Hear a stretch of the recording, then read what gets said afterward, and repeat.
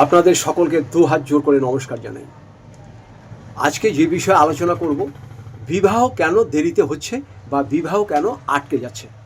বিবাহ কেন দেরিতে হচ্ছে, বিবাহ কেন আটকে যাচ্ছে। ভিডিওটা তাদের জন্য, পুরুষ বা মহিলারা উভয়ের জন্যই বলছি।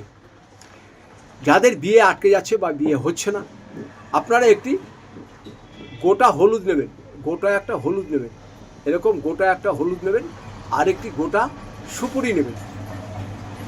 একটি গোটা হলুদ আর একটি গোটা সুপুরি,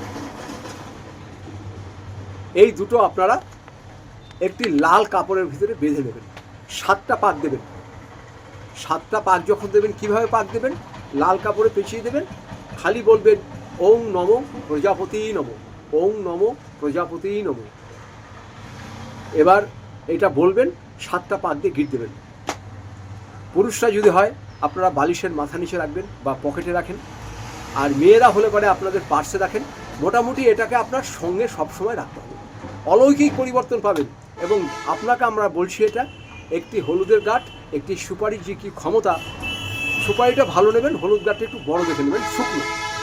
এটা গঙ্গা জলে ছিটিয়ে নেবেন, যে লাল কাপড়ের মধ্যে পেঁচিয়ে নিয়ে 7টা পাক দেবেন, খালি বলবেন ওং নমো প্রজাপতিই নমো, প্রণাম করে আপনার কাছে রেখে দিন।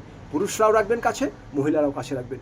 বিয়ে আপনাদের দেখবেন 1.5 মাসের ভিতরে বিয়ের যোগাযোগ হয়ে যাবে এবং ভালো পাত্র পাত্রী আপনারা পেয়ে যাবেন। এটা করে দেখুন।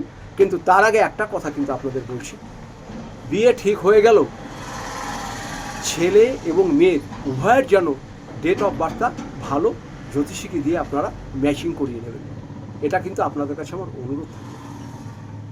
ছেলের ডেট অফ বার্থ ও মেয়ের ডেট অফ বার্থ মিলে এটাকে আপনারা ম্যাচিং করিয়ে নেবেন। ম্যাচিংয়ে যদি পার্সেন্টেজ ভালো হয়, তাহলে আপনারা বিয়েতে আগাবেন।